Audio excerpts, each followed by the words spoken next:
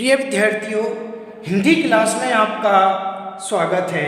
आज हम आपकी पाठ्य पुस्तक सारांश का 8वां पाठ पढ़ेंगे, जीप पर सवार इल्लियाँ।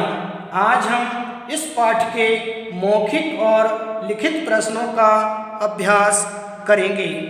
पहला मौखिक प्रश्न है, यह पाठ किस विधा का है? यह पाठ किस विधा का है? तो आप इसका उत्तर देंगे, यह पाठ हास्य व्यंग्य विधा का है। यह पाठ हास्य व्यंग्य विधा का है। दूसरा मौखिक प्रश्न है, जीप पर कौन सी 3 इल्लियाँ सवार थीं? जीप पर कौन सी 3 इल्लियाँ सवार थीं? तो आप इसका उत्तर देंगे, लेखक, कृषि अधिकारी तथा ड्राइवर। जीप पर ये 3 इल्लियाँ सवार थीं। लेखक, कृषि अधिकारी तथा ड्राइवर, जीप पर ये 3 इल्लियाँ सवार थीं। तीसरा मौखिक प्रश्न है, इन लोगों को इल्लियाँ क्यों कहा गया है? इन लोगों को इल्लियाँ क्यों कहा गया है? तो आप इसका उत्तर देंगे, जिस तरह इल्लियाँ चने के पौधों को नुकसान पहुंचाती हैं, उसी प्रकार इन तीनों लोगों ने चनों को तुड़वाकर नुकसान करवाया। ये सरकारी धन को भी बर्बाद कर रहे हैं। जिस तरह इल्लियाँ चने के पौधों को नुकसान पहुंचाती हैं, उसी प्रकार इन तीनों लोगों ने चनों को तुड़वाकर नुकसान करवाया। ये सरकारी धन को भी बर्बाद कर रहे हैं। चौथा प्रश्न है, इल्लियाँ क्या होती हैं? इल्लियाँ क्या होती हैं? तो आप इसका उत्तर देंगे, इल्लियाँ एक प्रकार के कीड़े होते हैं जो चने की फसल को चट कर जाते हैं। इल्लियाँ एक प्रकार के कीड़े होते हैं जो चने की फसल को चट कर जाते हैं। अब हम पढ़ेंगे लिखित प्रश्न। पहला प्रश्न है, इस पाठ में किन किन पर व्यंग्य किया गया है और क्यों? इस पाठ में किन किन पर व्यंग्य किया गया है और क्यों? तो आप इसका उत्तर देंगे, इस पाठ में कृषि विभाग के अधिकारियों, नेताओं, मंत्रियों तथा कार्यकर्ताओं पर व्यंग्य किया गया है। ये लोग ही शोर शराबा मचाकर अपने स्वार्थ की पूर्ति कर रहे थे। इस पाठ में कृषि विभाग के अधिकारियों, नेताओं, मंत्रियों तथा कार्यकर्ताओं पर व्यंग्य किया गया है। ये लोग ही शोर शराबा मचाकर अपने स्वार्थ की पूर्ति कर रहे थे। दूसरा प्रश्न है, लेखक को चने में इल्ली लगने का समाचार कैसे मिला? लेखक को चने में इल्ली लगने का समाचार कैसे मिला? तो आप इसका उत्तर देंगे, लेखक को चने में इल्ली लगने का समाचार अखबारों से मिला। एक कृषि अधिकारी ने भी उन्हें इल्ली लगने के बारे में बताया। लेखक को चने में इल्ली लगने का समाचार अखबारों से मिला। एक कृषि अधिकारी ने भी उन्हें इल्ली लगने के बारे में बताया। तीसरा प्रश्न है, लेखक ने इल्ली का संबंध ईला से किस प्रकार स्थापित किया है? तो आप इसका उत्तर देंगे, ईला पृथ्वी को कहते हैं। ईला अन्न की अधिष्ठात्री देवी है और इल्ली अन्न की निष्ठार्थी देवी है। इल्लियाँ ईला की ही पुत्रियाँ हैं। ईला पृथ्वी को कहते हैं। ईला अन्न की अधिष्ठात्री देवी है और इल्ली अन्न की निष्ठार्थी देवी। इल्लियाँ ईला की ही पुत्रियाँ हैं। चौथा प्रश्न है, लेखक ने खेतों में इल्ली लगने का शोर मचने पर क्या क्या गतिविधियाँ शुरू हो गईं? चने के खेतों में इल्ली लगने का शोर मचने पर क्या क्या गतिविधियाँ शुरू हो गईं? तो आप इसका उत्तर देंगे, अखबारों में सचित्र समाचार छपने लगे, नेताओं ने भाषण शुरू हो गए, नेताओं के भाषण शुरू हो गए, बैठकें होने लगी, सड़कों पर झाड़ुएं फिरने लगी, हेलीकॉप्टर मंडराने लगे, अखबारों में सचित्र समाचार छपने लगे, नेताओं ने भाषण शुरू हो गए, नेताओं के भाषण शुरू हो गए, बैठकें होने लगी, सड़कों पर झाड़ुएं फिरने लगी, हेलीकॉप्टर मंडराने लगे। पांचवा प्रश्न है, लेखक क्या सोचकर कृषि अधिकारी की जीप में बैठ गया? लेखक क्या सोचकर कृषि अधिकारी की जीप में बैठ गया?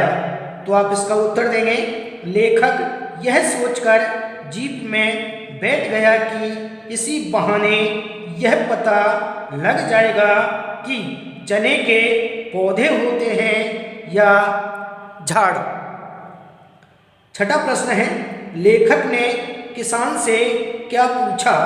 लेखक ने किसान से क्या पूछा? इससे उसकी बुद्धि के बारे में क्या पता चलता है? लेखक ने किसान से क्या पूछा?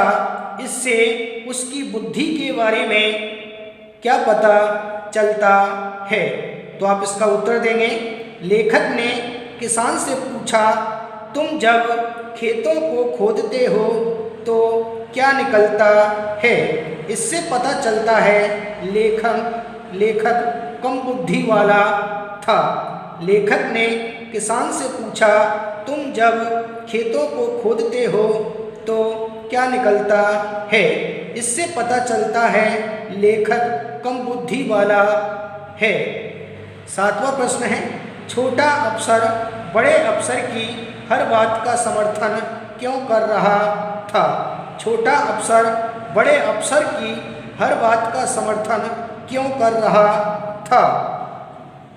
तो आप इसका उत्तर देंगे, छोटा अफसर बड़े अफसर की हर बात का समर्थन उसकी चापलूसी के लिए कर रहा था।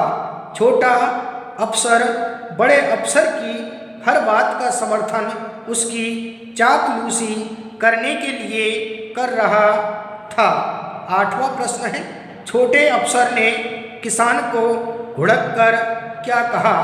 उसने ऐसा क्यों कहा होगा? छोटे अफसर ने किसान को घुड़ककर क्या कहा? उसने ऐसा क्यों कहा होगा? तो आप इसका उत्तर देंगे, छोटे अफसर ने किसान को घुड़ककर कहा, अबे तेरे खेत में इल्ली है, अबे थी ना, वो कहाँ गई? छोटे अफसर ने किसान को घुड़ककर कहा, अबे तेरे खेत में इल्ली है, अबे थी ना, वो कहाँ गई? नौवां प्रश्न है, बड़े अफसर ने गुप्त जी की कविता सुनाकर क्या अनर्थ कर डाला? बड़े अफसर ने गुप्त जी की कविता सुनाकर क्या अनर्थ कर डाला?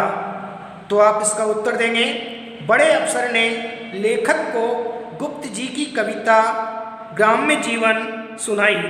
कविता सुनाकर अफसर कहने लगा, मेरे मन में जब यह कविता उठती है तो मैं जीप पर सवार होकर खेतों में चला आता हूँ। इसी कारण खेतों से चने के पौधे उखड़वा कर अनर्थ कर डाला। बड़े अफसर ने लेखक को गुप्त जी की कविता ग्राम्य जीवन सुनाई।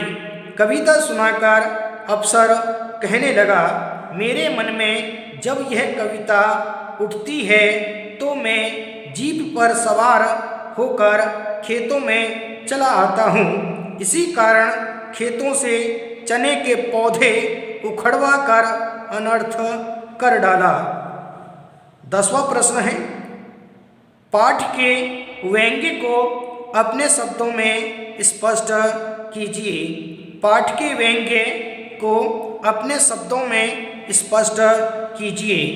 तो आप इसका उत्तर देंगे, पाठ में यह व्यंग्य किया गया है, सरकारी अधिकारी अपने अल्प ज्ञान तथा स्वार्थ के कारण गरीबों का अहित करवा डालते हैं।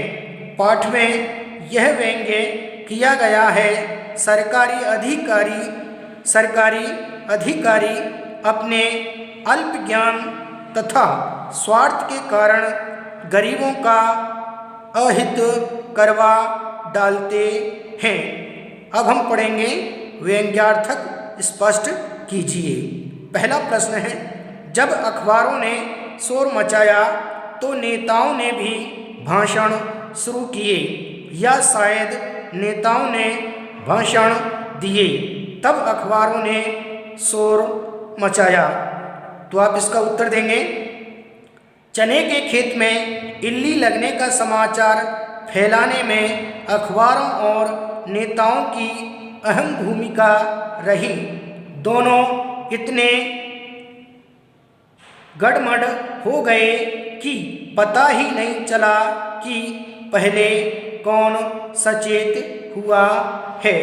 चने के खेत में इल्ली लगने का समाचार फैलाने में अखबारों और नेताओं की अहम भूमिका रही।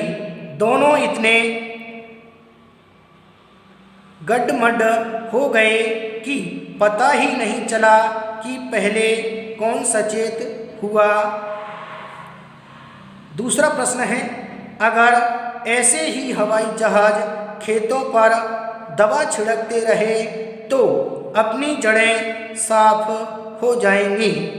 तो आप इसका उत्तर देंगे, विरोधी दलों के नेताओं को सरकार द्वारा किए गए अच्छे काम भी अपने लिए बुरे प्रतीत होते हैं। वे तो लोगों में असंतोष भड़काने का काम करते हैं। समस्या का समाधान होने से उनके वोट कम हो जाते हैं। विरोधी दलों के नेताओं को सरकार द्वारा किए गए अच्छे काम भी अपने लिए बुरे प्रतीत होते हैं। वे तो लोगों में असंतोष भड़काने का काम करते हैं। समस्या का समाधान होने से उनके वोट कम हो जाते हैं। इस तरीके से आज हमने इस पाठ के लिखित और मौखिक प्रश्नों का विस्तार पूर्वक विधिवत रूप से अध्ययन कर लिया है। आप इन्हें याद करें और अपनी उत्तर पुस्तिका में लिपिबद्ध करें, ताकि आपकी परीक्षाओं में इनसे संबंधित प्रश्न पूछे जाते हैं तो आप बड़ी सरलता और सुगमता के साथ उनका उत्तर दे सकते हैं। आज के लिए इतना ही, शेष कल पढ़ेंगे। Thank you.